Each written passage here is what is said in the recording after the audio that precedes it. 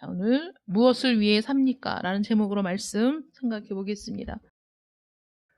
한 해를 시작하면서, 이제 한 해를 시작했습니다. 한 해를 시작하면서 무엇을 소유하느냐가 아니라 무엇을 추구하며 사느냐에 의해서 우리 인생이 달라진다는 사실을 다시 한번 생각해 보았으면 합니다.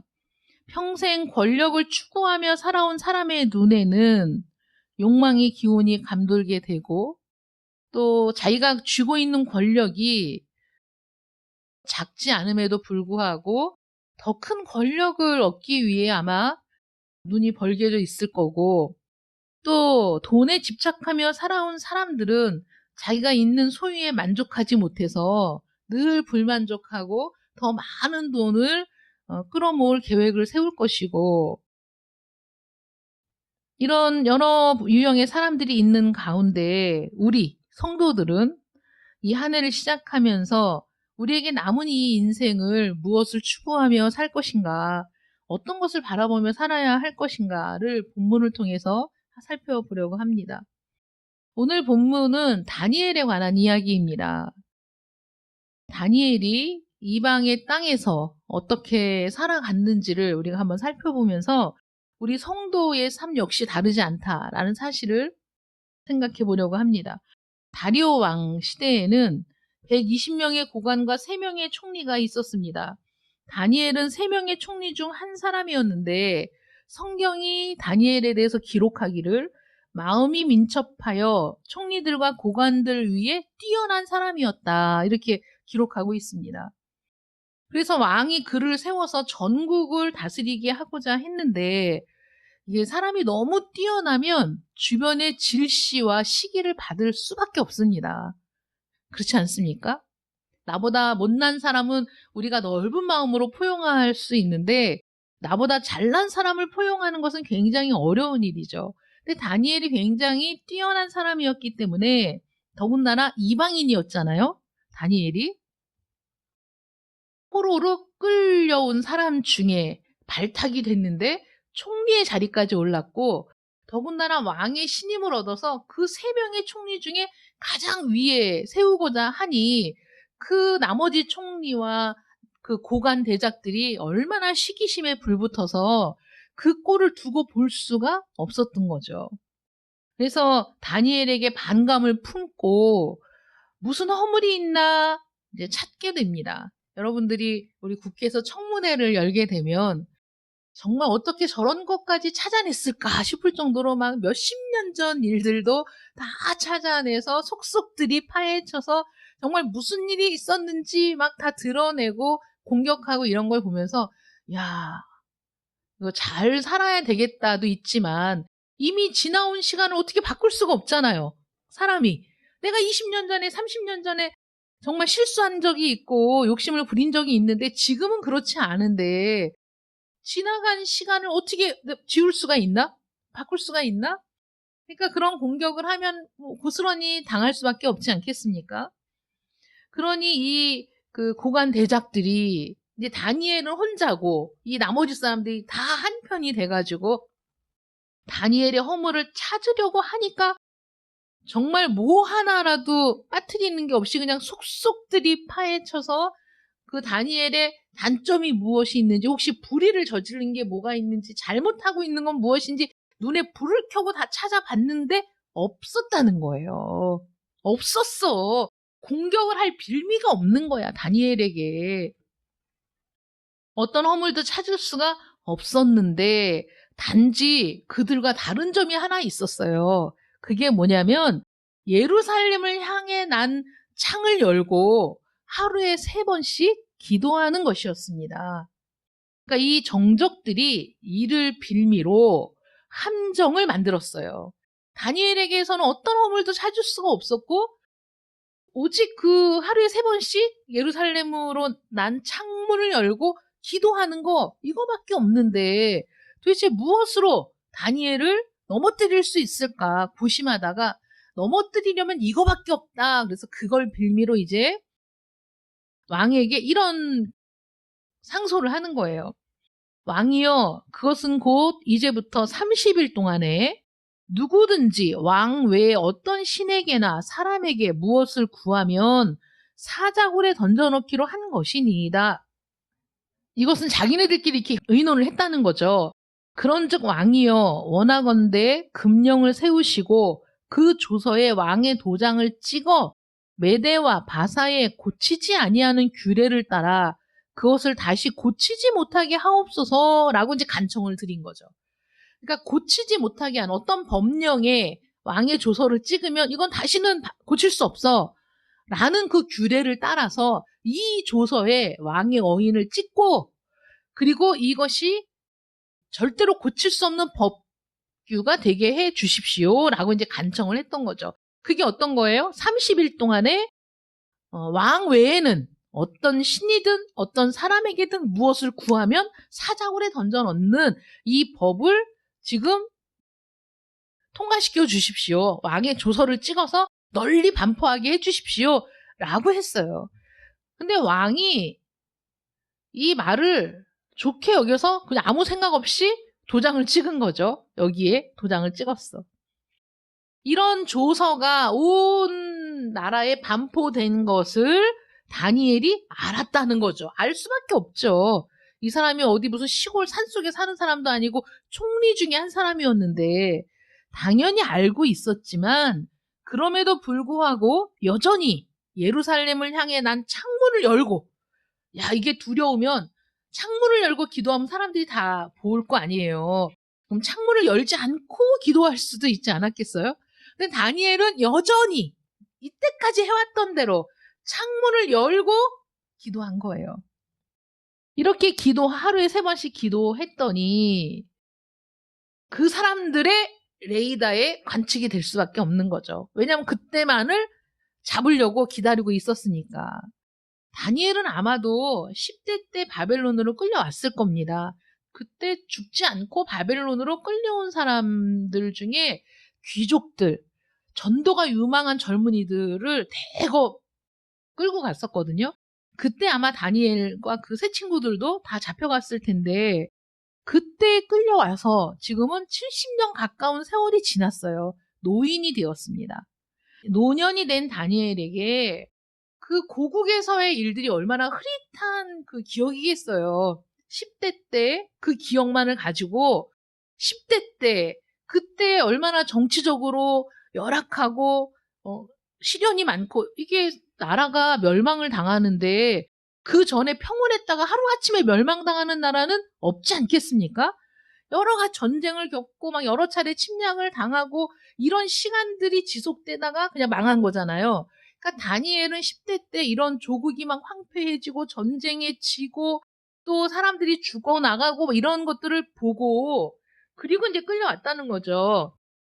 그러나 그 예루살렘에서도 여전히 예배는 드려져서 다니엘은 그때 성전에서 예배를 드렸던 그 기억, 그게 전부였다는 거예요. 그런데 그 기억 하나만을 붙들고 다니엘이 지금 여기까지 왔느냐? 그거는 아니죠. 어떻게 그 기억 하나, 빛바랜 추억의 한 장면 같은 그 시절의 그 시간을 붙들고 70년을 이방 땅에서 살면서 그 믿음이 변치 않을 수 있느냐? 그거는 아니고 다니엘이 그때 하나님을 신뢰하며 하나님을 섬겼던 그 믿음을 끌려와서도 여전히 유지할 수 있었던 건 하나님께 기도하고 하나님을 의지하는 매일의 삶이 지속되었기 때문에 70년이 지나도 여전히 하나님께 기도하며 하나님의 은혜를 구하는 그런 삶을 살아갈 수 있었던 거죠. 다니엘은 이 일 때문에 이제 사자굴에 던져지게 됩니다. 이때 다리오 왕이 오늘 본문처럼 이렇게 얘기합니다. 내가 항상 섬기는 너의 하나님이 너를 구원하시리라. 야, 이게 왕이 다니엘을 딱 보면 이런 생각이 들 만한 그런 삶을 산 거예요. 다니엘이. 그러니까 이 다리오 왕이 다니엘을 생각하지 못하고 이 신하들이 막 얘기하니까 거기에다가 그 조서에 도장을 찍지 않았습니까?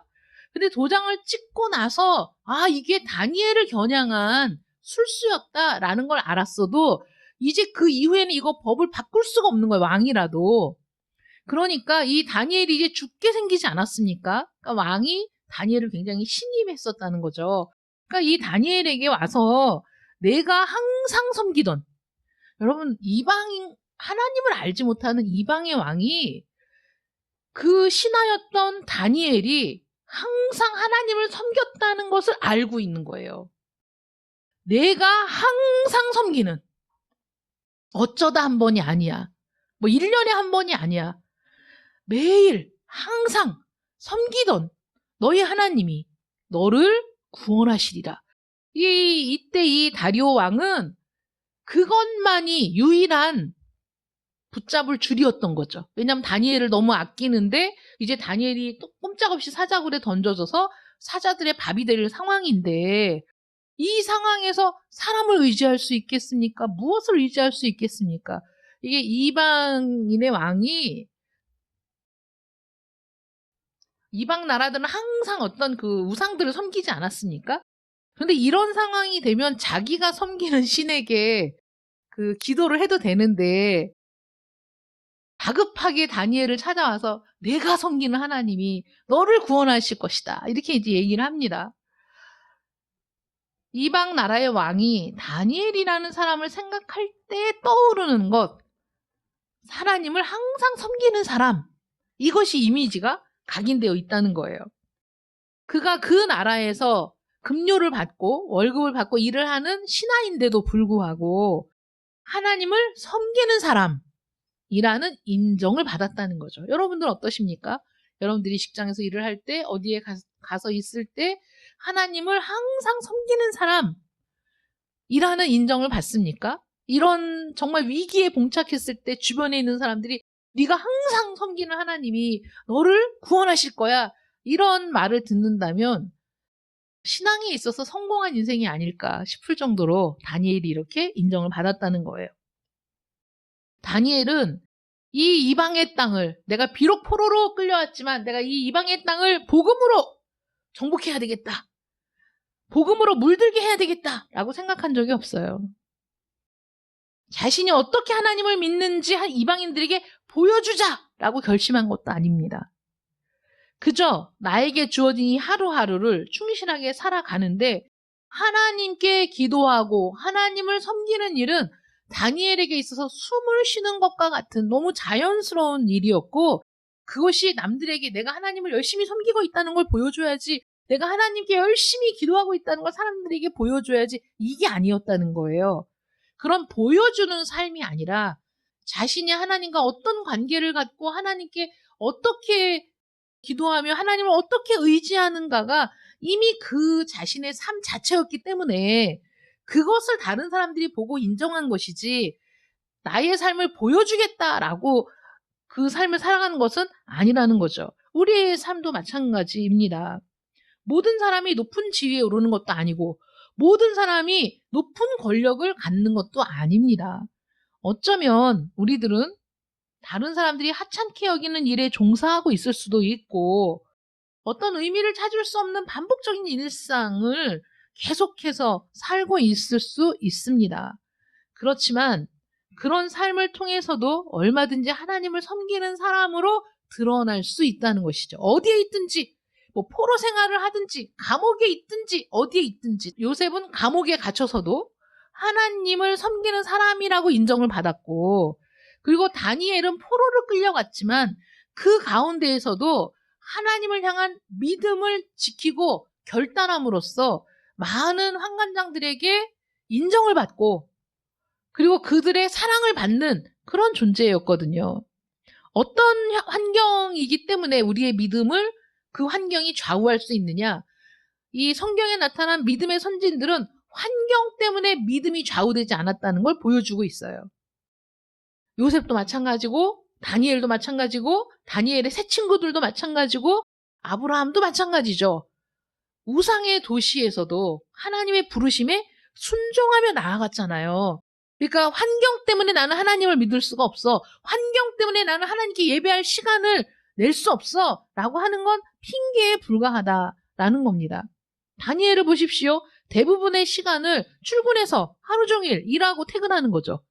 그에게 다른 걸 선택할 여유도 없거니와 그가 맡은 책임을 다하기 위해서는 그 일을 해야만 했죠. 총리로서 일을 하기 위해서 출근하고 퇴근하고 때로는 다른 지방을 가보는 업무를 해야만 했습니다. 그런 대부분의 시간을 나라의 일을, 맡겨진 일을 돌보는데 보냈다는 거예요. 얼마 후면 사라질 이 이방 나라를 위해서 수고했습니다. 고국을 파괴한 땅이 이 나라잖아요. 나의 조국을 망하게 한 이 나라. 그 나라의 왕을 섬겼습니다. 자신의 입지나 또는 매달 들어오는 그 급여가 오르기를 위해서 그렇게 한 것이 아니라 그저 지금 내가 여기 있는 것도 하나님이 허락하신 일이라는 것.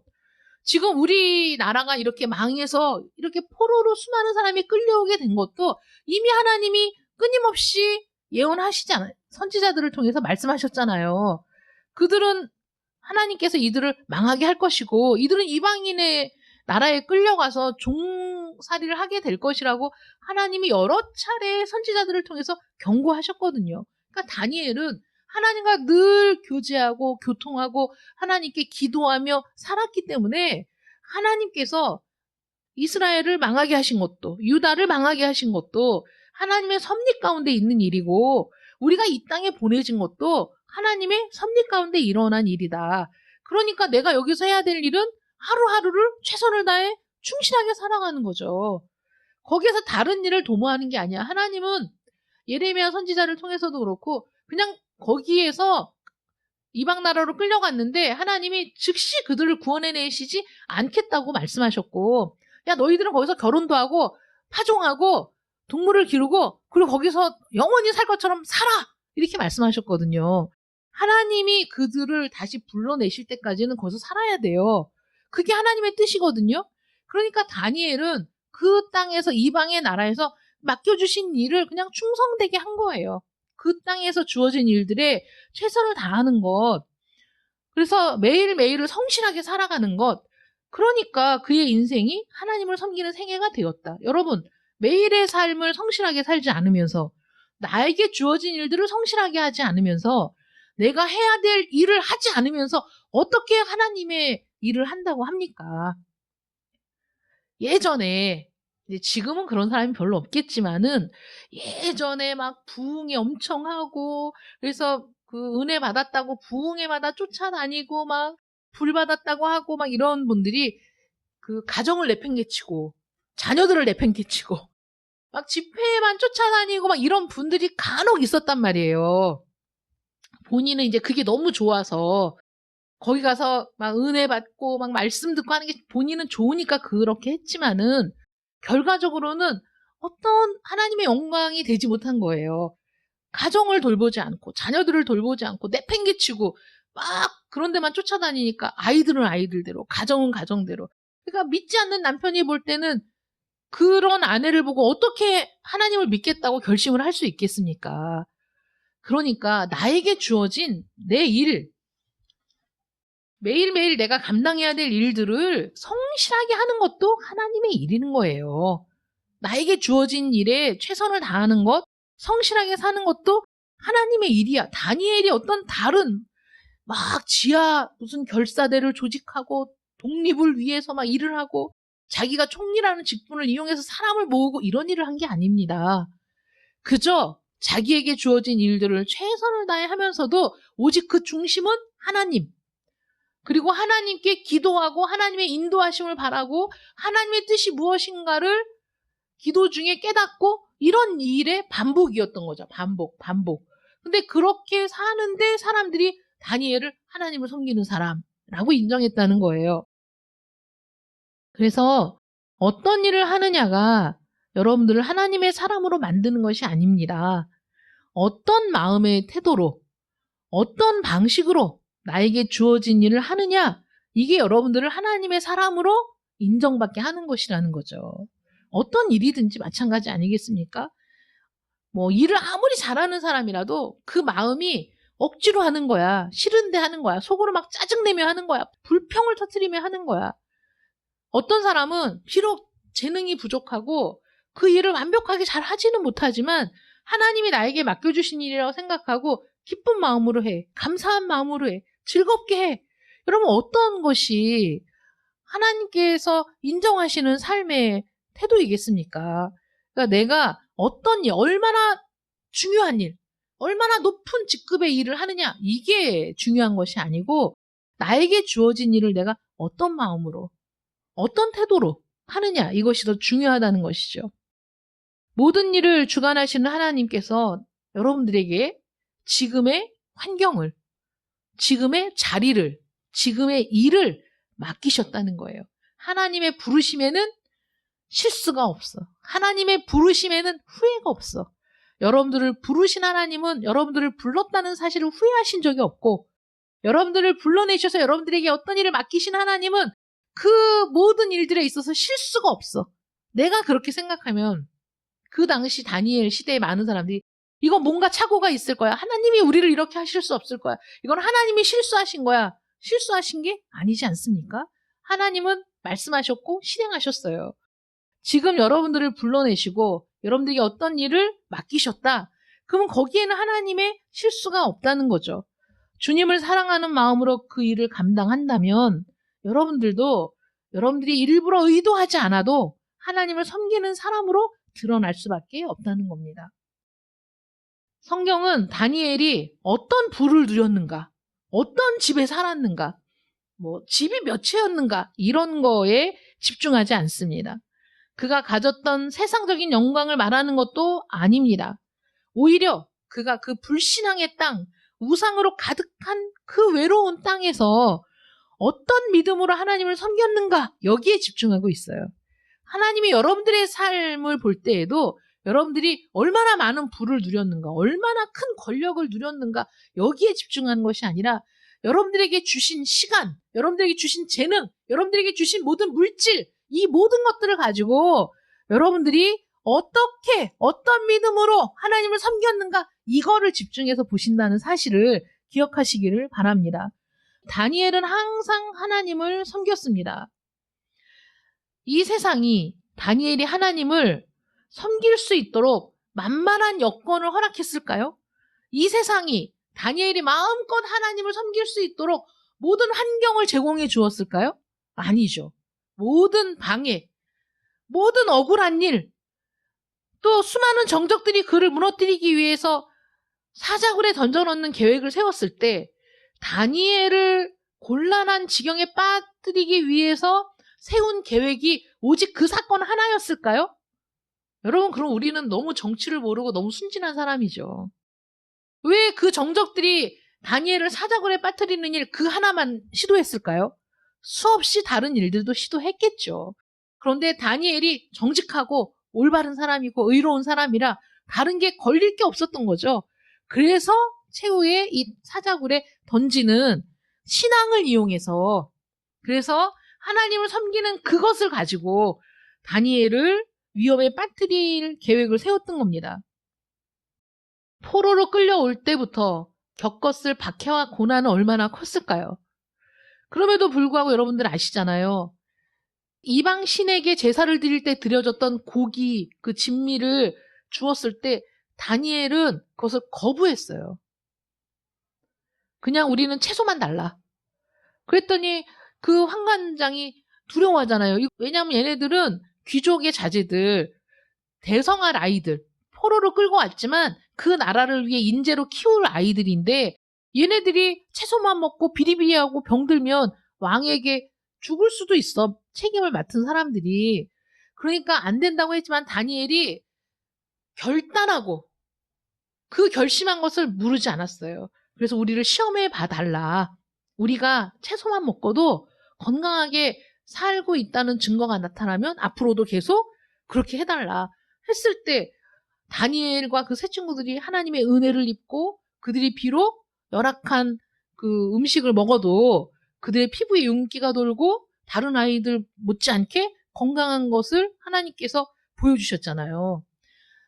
10대의 청소년 때에도 생명을 걸고 믿음을 준수하고자 했던 그런 소년이 바로 다니엘이었고 그 믿음을 가지고 그대로 하나님을 섬기며 70년을 이방의 땅에서 살았던 다니엘입니다.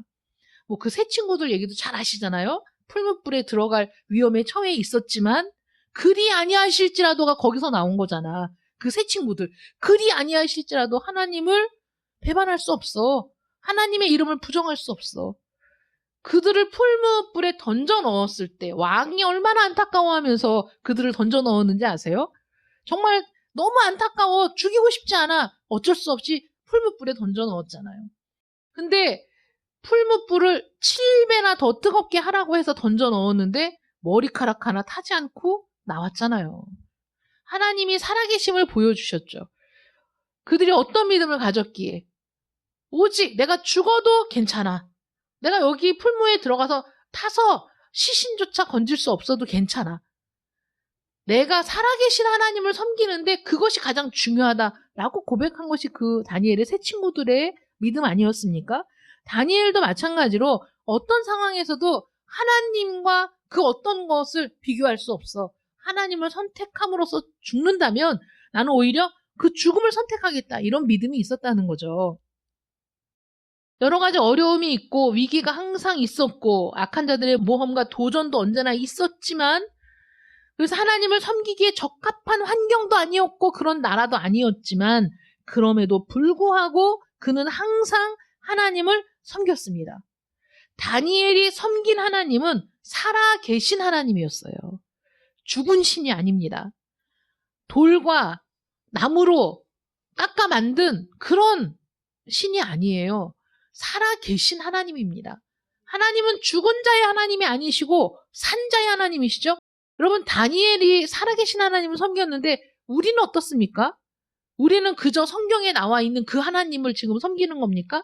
아닙니다. 우리는 지금도 살아계신 하나님을 섬기는 거예요. 하나님은 지금 살아계십니다. 영원전부터 영원까지 살아계신 하나님을 우리는 섬기고 있어요. 예루살렘이 무너졌을 때 많은 사람들은 하나님이 살아계신가? 하나님이 우리와 함께 하시는가? 하나님이 과연 우리를 사랑하시는가? 의심했습니다. 의심할 수밖에 없는 상황이었죠. 그러나 다니엘은 자신이 살아내는 모든 삶을 통해서 하나님이 살아계시다는 걸 선포하며 살았던 거예요. 왜냐하면 다니엘이 그 살아계신 하나님을 믿고 꾸준히 변함없이 그 하나님을 의지하며 살아내는 모습을 바라볼 때 저기에 살아계신 하나님을 섬기는 사람으로서 모든 사람들이 볼 수밖에 없는 그런 삶을 살았거든요. 다니엘에게 있어서 하나님은 언제나 살아계시고 크고 두려우시며 긍휼이 풍성하신 분이셨습니다. 다니엘은 자기가 누구를 믿는 건지 분명하게 알았어요. 그래서 그 믿음이 흔들리지 않을 수 있었습니다. 여러분들도 하나님이 어떤 분인지를 분명히 알고 그 살아계신 하나님을 마음을 다해 섬기는 여러분들 되시길 축원합니다. 그래야 흔들리지 않을 수 있어요. 다니엘의 삶의 이유가 무엇입니까? 어떤 사람은 고국을 멸망시킨 적국을 위해 일하는 그를 미워했을 수 있습니다. 적국을 위해 일하느니 차라리 죽는 게 낫겠다 라고 말하는 사람이 있었을지도 모릅니다. 그러나 다니엘은 항상 하나님을 바라보았습니다. 이방인의 땅에서 하나님을 섬겨야 한다는 것이 힘든 일이었지만 끊임없이 하나님을 섬기며 하나님께 예배하는 그의 삶이 다니엘을 통해 영광을 받으시는 그런 것이었고 다니엘의 삶을 통해 하나님의 이름이 높아지는 그러한 방식이었던 것이죠. 지금의 세상도 다니엘이 살았던 때와 같이 어두운 세상입니다. 지난 한 해 동안에도 우리를 힘들게 했던 일들이 여전히 지금도 해소되지 않고 남아있을 수 있고 또 앞으로 더 나아진다는 전망을 듣기도 어려운 지금 아닙니까? 경제도 더 어려워질 것이다. 세상도 더 나아진다는 어떤 희망적인 그 미래를 예견할 수 없는 그런 상태이고 또 평화를 주구장창 외치지만 전쟁은 또 끊이지 않고 일어나고 있고 또 강대국들의 그 싸움 안에서 힘이 없는 나라들이 겪어야 하는 부침도 여전히 마찬가지로 존재하고 있고 그래서 다니엘이 살았던 때나 지금이나 여전히 우리가 신앙생활을 지속하는데 더 나은 환경, 더 좋은 환경은 늘 없었습니다. 여러분, 다니엘의 때와 같이 죽음이 코앞에 이르고 환난과 핍박이 코앞에 있는 상황만이 신앙을 위협하는 것이 아니라 우리가 교회를 가도 제지하는 사람이 없고 교회를 안 가도 제지하는 사람이 없고 우리가 갈 수도 있고 안 갈 수도 있고 성경을 읽을 수도 있고 안 읽을 수도 있고 우리가 기도를 할 수도 있고 안 할 수도 있는 자유로운 세상이 오히려 우리의 신앙을 위협할 수도 있습니다. 오히려 환난과 핍박과 박해가 있었던 때에 믿음은 뜨겁게 타올랐고 성도들의 신앙은 뜨겁게 견고해졌고 성도들은 죽어도 하나님을 배신하지 않겠다는 순교의 각오를 다질 수 있었지만 지금 같은 세상에서 오히려 이단이 성행하고 지금 같은 세상에서 우리의 믿음은 흐려지고 지금 같은 세상에서 우리는 새로운 결단을 하지 않고 어떤 것이 더 위험한 세상입니까? 이 세상이 시작된 이후로 지금까지 하나님을 온전히 바르게 섬길 가장 좋은 환경이란 없었습니다. 모든 것이 우리에게는 위협이 되는 거예요. 편안한 환경도 우리의 신앙을 위협할 수 있고 또 험악한 환경도 우리의 신앙을 위협할 수 있습니다. 어제나 오늘이나 내일도 마찬가지로 우리의 신앙은 어떤 방식으로든 어떤 형태를 통해서든 위협을 받습니다. 그러니까 올 한 해 동안에도 신앙으로만 살 수 없을 것 같은 두려움의 파도가 일어날 수도 있고 우리의 신앙을 무너뜨리는 나태와 편안함이 우리를 무너뜨릴 수도 있습니다. 이런 상태에서 우리가 지금 이 새해를 맞이하면서 우리가 무엇을 위해 살 것인가 생각해야 되지 않겠습니까? 이 한 해 동안에 나는 무엇을 위해 살 것인가? 내가 오늘 하루를 무엇 때문에 살아가는가 생각해야 되지 않겠습니까? 여러분, 우리는 그저 살아지는 게 아니지 않습니까? 살아지는 인생을 살면 안 돼요. 살아가는 인생을 살아야 돼요. 올 한 해도 그저 되는 대로 살아지는 대로 사는 인생을 사는 여러분들이 되시면 안 됩니다. 여러분들이 능동적으로 의도적으로 하나님께 가까이 나아가며 하나님을 신뢰하며 하나님의 인도하심을 바라보며 살아가는 인생 되시기를 축원합니다. 살아나가는 목적이 있는 목표가 있는 그래서 표류하지 않고 항해하는 여러분들의 인생 되시기를 축원합니다. 삶의 목적이 영원하신 하나님을 섬기는 것이 아니라면 허무하게 사라질 것들을 우리는 바라보고 사는 겁니다. 다 불타 없어질 것들, 다 소멸될 것들, 그것들을 바라보고 섬기는 삶이 아니라 영원토록 불변하시는 하나님을 섬기는 이 한 해가 되시기를 축원합니다. 지난 한 해 동안에 아쉬운 것이 있습니까, 여러분? 지난 한 해 동안에 여러 가지 아쉬운 것들이 있을 수 있겠지만은 가장 아쉬운 것 하나는 우리 귀하신 주님을 온전히 섬기지 못한 겁니다. 내가 참 믿음이 부족했다. 내가 참 하나님의 은혜에 제대로 반응하지 못했다. 내가 하나님의 은혜에 제대로 감사하지 못했다. 내가 하나님께 정말 바르게 온전히 예배드리지 못했다. 내가 지난 52주 동안에 내가 드린 예배를 하나님이 얼마나 받으셨을까? 나는 얼마나 온전한 예배자로 살았을까? 생각하면서 다시 한번 하나님을 섬길 기회를 열어주신, 다시 한번 하나님과 함께할 새해를 열어주신 하나님의 은혜의 해가 시작된 것을 기억하시고 지혜롭게 행하여 세월을 아끼는 여러분들 되시기를 축원합니다. 오직 하나님께만 소망을 두고 하나님의 살아계심을 우리의 삶을 통해 증거할 수 있는 복된 자들 되시기를 축원합니다. 기도하겠습니다. 사랑의 하나님 감사합니다. 2026년 한 해가 밝았습니다. 첫 주가 시작되었습니다. 올 한 해 52주 하나님, 하나님께 예배하는 이 시간들을 결코 빼앗기지 않도록 도와주시길 원합니다. 믿음의 성벽을 세워가는 이 한 해가 되시기를 원합니다. 아버지 하나님, 우리가 하나님을 섬기는 일에 있어서 우리 마음을 다해 최선을 다해 하나님을 섬기는 이 한 해가 되게 하여 주시옵소서. 하나님께서 우리와 함께 하심이 하나님이 우리를 돌보시고 우리를 긍휼히 여기시고 은혜를 베푸는 그 놀라운 일들이 우리의 삶에 그대로 나타나서 우리가 하나님을 섬기는 삶을 통해 우리 주변에 있는 모든 사람들이 살아계신 하나님을 섬기는 사람이라고 생각할 수 있는 그런 삶을 살기를 원합니다. 매일매일의 삶을 허송세월하지 않도록 도와주시고 나태함으로 흘려버리지 않도록 도와주시고 오직 하루하루를 하나님이 주신 시간으로 생각하여 충실하게 채워갈 수 있도록 하나님 도와주시옵소서. 특별히 우리 모든 성도들에게 이 모든 일들을 감당할 수 있는 은혜와 믿음을 허락하여 주시옵시고 성령께서 친히 이끌어 주시고 힘을 더하여 주시옵시고 또 우리 모든 성도들이 건강하게 이 한 해를 지낼 수 있도록 하나님께서 은혜를 더하여 주시옵소서. 이 첫 주가 마지막 주까지 동일한 마음으로 이어질 수 있기를 간절히 원하옵고 우리 주 예수 그리스도의 이름으로 기도드립니다. 아멘.